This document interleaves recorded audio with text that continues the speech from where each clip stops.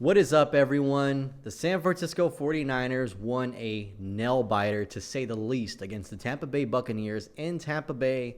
A warm day, a game that finished off 23-20. Is my focus doing fine? There we go.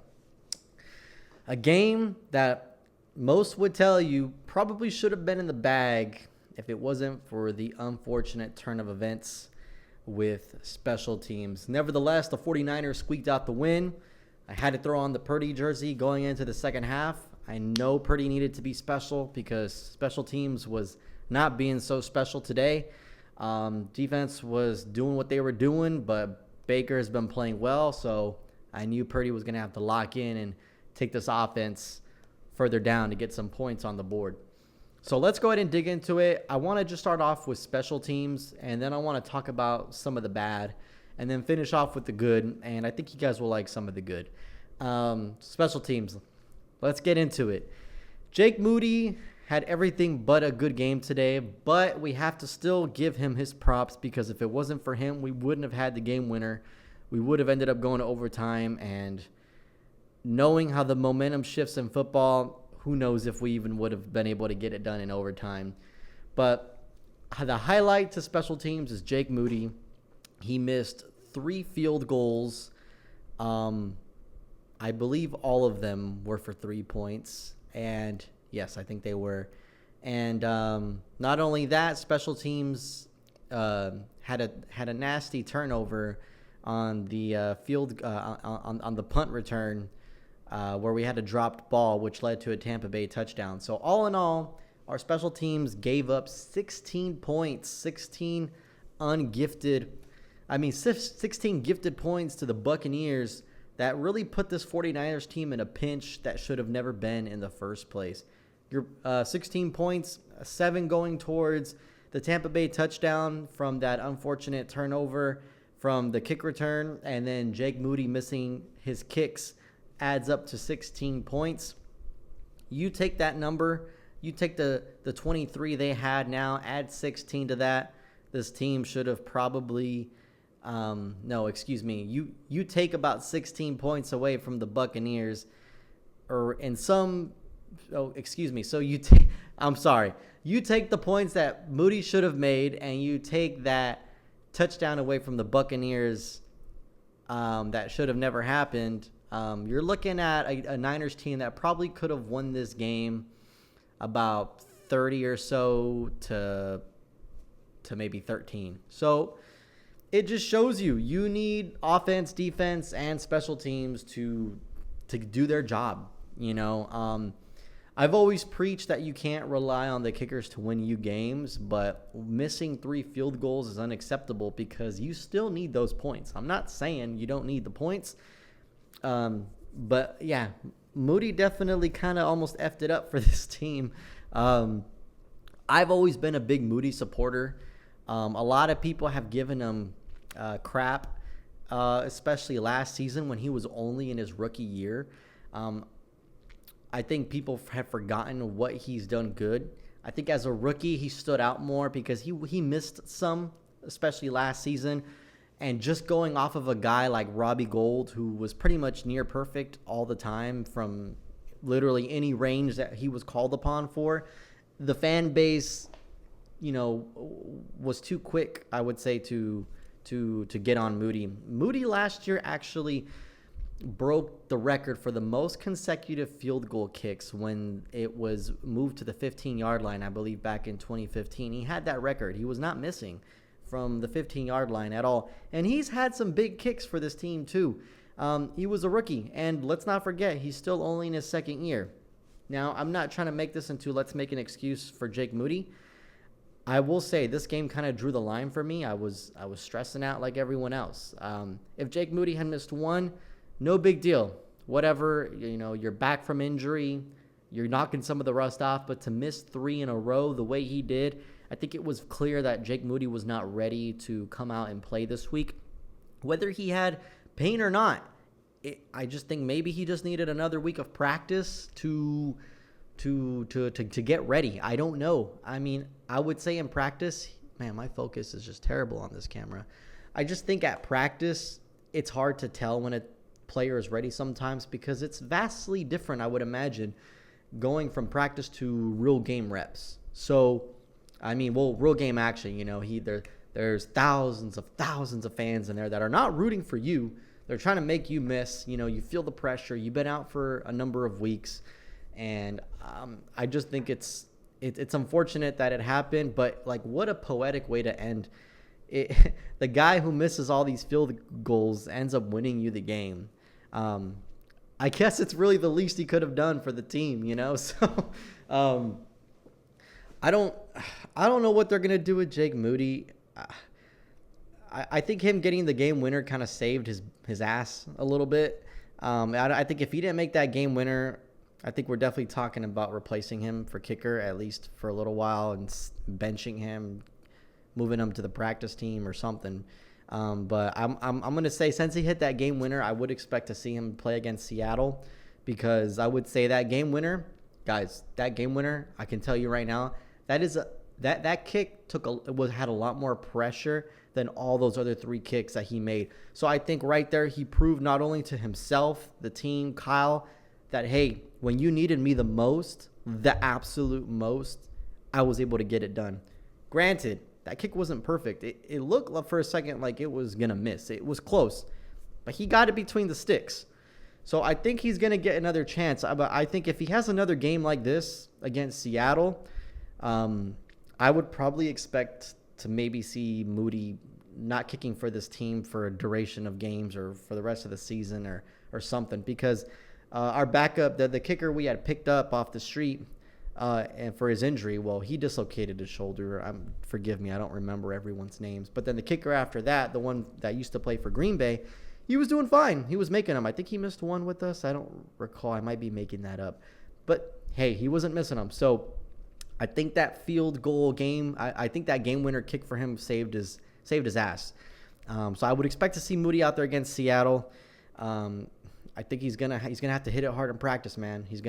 But I think getting that game out of the way is probably gonna do him good. So I can go on for days about this. And then the muffed punt, yeah. I mean, special teams has been our worst nightmare. And I'm telling you right now, guys, if this team wants any chance of getting into the playoffs or even winning a playoff game or getting to the Super Bowl and winning it all, I mean, special teams has to do better. It's going to take all three aspects of a football team. All right, let's move on to some of the bad. We were expecting maybe a bigger game with separation with points coming off their bye. This team usually comes off real hot against the bye. But granted, this coincides with special teams. Special teams seemed, I don't know what they did during their bye. I know these guys all take their little mini vacations, and then that second week going up to their game, they finally get back into practice and stuff. But they need to clean some things up. I'm going to just kind of riff it off the top of my head here. I didn't take notes. Some of the things I didn't like. When Bosa got stiff-armed by Baker, I mean, maybe I'm wrong, but I'm pretty sure I know what I saw. Like, if you watch the replay, Bosa's, like, smiling. I think he's laughing. I think he's trying to throw Baker off. I think Bosa wholeheartedly thought there's no way Baker was going to get a throw on this, and he was just going to manage to get him pushed out of bounds. And there goes Baker making that clutch throw. That's probably going to be, like, a highlight going into this week. A lot of people are going to talk about that, and that was awesome. Good, I mean, good on Baker. But I've never played Bosa's position. Heck, I've never played in a real football team. But I just feel like seeing Bosa smile there, it's like, are you really pushing yourself like to really get this guy on the ground? Bosa usually goes low. He's able to wrap you up. I just feel like he could have done a little more to not allow that stiff arm to get the best of him. He was. You're seeing him get stiff-armed, and I've been stiff-armed just playing with people, having a good time, or in others in sports, people put out arms in physical contact sports. It happens. It's hard. It's not like I could just dodge it all the time. But Bosa's a beast at what he does. I just feel like he could have done a little better to throw Baker off his game right there. But instead, I saw him smiling, and then there it goes for the clutch first down throw. So it's like, Bosa, like, lock in, homie. Lock in, my guy. When I saw that replay up close and I see you kind of like smiling at Baker, I'm like, right now is not the time, man. We're not up by 2 scores, and these are just garbage time points. Like, you need to get this man down. Another thing, I would say defense still kind of having issues against the run. I'm telling you now, when we play a team like the Lions, which we are this season, that has like a 2-headed monster at running back over there, this team's got to step it up against the run. They were able to clean it up late in the game, but they got to find a way, man. They got to find a way. And offensively, we're still having trouble in the red zone. Like we saw, we settled for field goals. It didn't work out. You need those touchdowns, even if Moody was being perfect. It doesn't matter. It doesn't matter. You need those touchdowns, because when you play against opponents like the Lions or the Bills that are coming up down the line, and you're not making those touchdowns and you're settling for field goals, good luck winning that game. Your defense is going to have to be world class, which we know this defense can be, but it's going to take a lot out of your defense to hold the team back if you're trying to just settle for field goals. So I know it was McCaffrey's first game back. He had 13 carries for 39 yards, so he averaged about 3 yards a carry. It's fine. This was McCaffrey's first game back. He looked good out there for a first game back. I think this was a perfect way for him to kind of break off the dust. I believe they said he was going to have a normal amount of carries. I feel like he had more than 13. No, but that's what the stat sheet said. 13 for 39 yards. So not like a crazy game for CMC. Some people were probably expecting him to go out there and make 2 touchdowns and break over 100 yards. The time will come. It may be against Seattle. It may be against Green Bay. I think they gave him a healthy workload. He looked good out there. He's still getting his bearings in. So he looked good out there. So I'm not putting the red zone issues on him at all. I know the guy can make touchdowns, and I know he's going to make touchdowns for this team, man. My focus on this camera is annoying. This is it's like a little camera and stuff like that. I'm not using like my actual real camera on my phone. My God. Might have to edit this. Okay. Maybe if I just sit back like this. Purdy fortunately was able to find Pearsall. That Pearsall touchdown was amazing. That Kittle touchdown was amazing.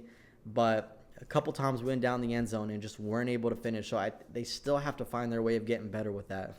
And another negative, seeing Pepper and Debo go at it. When I saw that happen, I did feel like, okay, I think we're going to lose this game. You know, when teammates start to kind of like turn on themselves, it's usually not a good sign. That means their headspaces aren't in the right place. Luckily, they still found the way to win. I'm just speculating here. So, well, actually, Pepper was interviewed. I just saw it before the video. From what he said, he told them, or Moody specifically, or whatever it was, to lock in. I think he told, maybe it was Moody directly. If that's really what Debo said, I don't know. It could have been Pepper just kind of, not throwing Debo under the bus. Debo probably said something a bit more vulgar than that. I don't know. I just feel like if someone told me to lock in, it wouldn't really I guess tempers are high. You're in the middle of a game. You're not going well. I don't think you want a wide receiver in the team telling you guys. But Debo is a captain. He is a captain, though. Regardless, tempers were high. I'm not upset with Pepper. I'm not upset with Debo. Tempers are high. Like, Debo knows if it wasn't for those mistakes, this game should have had a lot more of a comfortable lead. But now here we are, literally probably about to lose this game. Debo wants to win more than anything. That's all he cares about. So, but I get it from both sides. Pepper's already probably upset himself that things aren't going well with special teams. And then you have someone come up and tell you to lock in. So, and that altercation happened.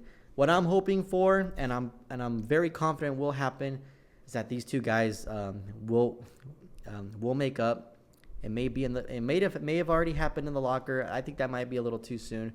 Maybe on the flight back to California. It's going to be a long flight from the East Coast. Or maybe the next day or whenever it is they see him. I just think tempers need to cool. It takes a little while. Let your tempers cool. You got the win after all, so you got to feel good about that. And I hope to maybe even see a video of them or some sort of thing on social media about them making up. If not, I'm pretty sure Debo will get interviewed if he hasn't already, because he probably has. Maybe Pepper will get interviewed for the actual post-game conference. One of them, two, or both may get interviewed. And I'm pretty sure their plans are to make amends and be on good standings again. It's happened, guys. For any of my folks out there that have played in sport teams, it doesn't have to be colleges, but if you played in a competitive environment, competitive teams, traveling teams, regardless of your sports, I've personally seen teammates get upset with each other. I've been upset with teammates, whether it's me, the one who's getting targeted, or vice versa. It's happened. It's happened. Usually when tempers are cool, games are over, win or lose, you'll usually come back, shake hands, hug it out, and move on. And I expect the same thing to happen with Pepper and Debo, so I'm not worried about it. This team has too much chemistry, too much good camaraderie to let something like that get in the way. So I look forward to seeing that. But that was a negative. Man, there might be other negatives. But let's move on to the positives. You guys may not take this as a positive, but I do. This Bucs team, these missed fields, okay, let me say this. That gritty Bucs team, the missed field goals, it put the 49ers in a position that they had to dig deep and win. Guys, we have been too comfortable watching the 49ers blow teams out, especially last season. We were like the number one red zone offense, so we were scoring more than 30 points a game practically all last season. We were just that freaking good in offense. So by the fourth quarter, it was like a done deal. It was a wrap. We're ahead by a touchdown, 2 or 3, or just enough to where there's no way a team's coming back. That's not exactly us this season. But there's a positive to that. When the Bucs put this 49ers team against the ropes and we needed it, this is a good experience for the teams. It shows you what you're made out of. It forces the team to dig deep, to get something out of them that they think they may not have or that they do have.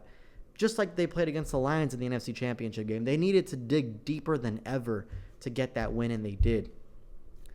I'm not saying blowing teams out week after week isn't a good thing. Of course it is. You're doing your job. You're making points. You're putting yourself in great positions to win, and maybe even sit starters late in the fourth quarter to get them rest. But the reality is, guys, when you get late into the football season, when you're playing really good teams, when you're in the playoffs, if you are in the Super Bowl, it doesn't always happen that way. If this Niner team makes it to the playoffs, you can't expect us to just go out there and blow out a team. Would I love that? Of course, we all would. But sometimes you may be behind. You may be behind, whether it's a lot or a little.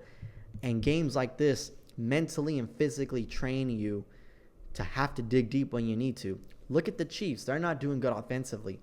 They were behind by the Broncos. It looked like the Broncos were going to win that game. What do? They find a way to get it when they really need it. And that's what the Niners did today. They found a way and got it when they really needed it, even Moody himself. So that is probably the biggest positive out of that. Putting this team in a pinch, putting this team in a position where they think they may not have it and they need it, and they go out there and they get it done with whatever time is left on the clock. That stuff molds you into a better team. It really does. Usually when you're always just riding high and you feel untouchable, and then a team comes along and puts you a touchdown or two late in the game, you're like, oh man, oh crap. We're not used to this. This may not be our game. You can't think that way. Take that as a positive. Another positive. I'm going to try to hit this quick. Boom, boom, boom. Ricky Pearsall. I'm telling you, I think he's only getting better by each game. He got his first touchdown today. It looked great. The way he had those yards after the catch, that's exactly what this team needs. It looks great. McCaffrey's back. We know that. Jennings is back. Guys, I've told everyone this many times. Juwan Jennings is good enough to be a wide receiver number 1 literally anywhere in this league. I want to see him get used even more. When does he ever disappoint? The ball goes his way, he's going to catch it. He's going to catch it. I just need him to be involved more. I hope Kyle finds ways to. He was pretty involved in this game. Actually, I don't have his stats in front of me. But he's back. I heard Greenlaw was doing some sprints, I think, today, because I'm pretty sure he traveled with the team. That's going to be huge. Now, I wouldn't expect him to go crazy his first game back either, but he's coming back. Huff, no timeline yet. He'll be back eventually. Matos, he's in the cusp of being back. Feliciano, I think, had a mini setback, but he's coming on his way back. This team is getting players back. We already got McCaffrey back. He had a decent game today. He just needed to get that rust off. Now we have Seattle against home.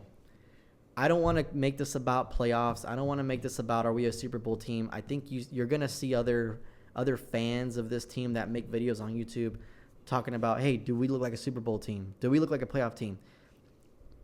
If you want to project ahead video after video, that's your prerogative. You need to like kind of think like the team does. They got the win. Cool. You need to go back. What do you need to improve on? Because there's things that they need to get improved on. But then your focus needs to shift to Seattle. What is Seattle doing good right now? What can we do to beat them? What are their weaknesses? That's how championship teams win games and win championships. You focus on what's ahead of you. As fans, we think sometimes we sit here, we speculate, we want to point the fingers. After today's game, we don't look like a Super Bowl team. Heck, we barely look like a playoff team after today's game. But I'm not worried about that. I'm worried about Seattle now. So let's focus on Seattle. Gino, it typically doesn't play very great against the Niners. We have this game at home this time, so we don't have to worry about that Seattle noise. And I think getting this gritty win was good for the team. I do. It raised our blood pressure. But I'm telling you, the team found out today what they were made out of, and they won. So take that as you will. Purdy had an outstanding game. He was 25 out of 36, but he threw for 353 yards, 2 touchdowns, no interceptions. Like Tom Brady said, that was probably about the sneakiest 300 yards he's ever seen. It kind of was. But Purdy came in when we really needed him. That's why I threw on this jersey second half. I knew Purdy needed to be special, and he was. What else we got here? Kittle, the amazing touchdown. Kittle seems like he's only getting better by the week 2 this season. So keep an eye out for that. And, I believe they named Purdy the player of the week on that NFL Fox game that we just saw. But, guys, there's things to clean up. There's some bad things and some good things. Like I said, the biggest good thing out of it was that this team got to find out what it was made out of. Are you going to win when it seems like you aren't? Are you going to win when things aren't going your way? Because when the games get harder, it may not always go your way. So that's all I got for now, guys. Let me know what you guys think. Let me know what you guys think going into Seattle. We'll see what the injury report is. We'll see what these guys said in the post-game conference. We'll see what goes on during the week. We'll see if anyone comes back from injury. We'd have to take a look at that. And let's get ready for Seattle. The team is 5-4 right now. Cardinals are currently 5-4. They're playing the New York Jets as the time that I'm making. I don't even got to watch on. But as they are playing the Jets right now, so hopefully the Jets can get the better of them. I'm really counting on the Cardinals, the Rams. Seattle's not playing very hot right now. But like the Rams and the Cardinals, I'm hoping that their spark dies, and I'm hoping that the Niners only go up from here. And because we need it. We need it. But this very well could be a nail-biter coming down to it. So, once again, let me know what you guys think about this game. I had a good time talking about it. They got the win. That's all that matters. It's a simple business, win or lose. Well, go Niners, and I'll see you guys in the next one.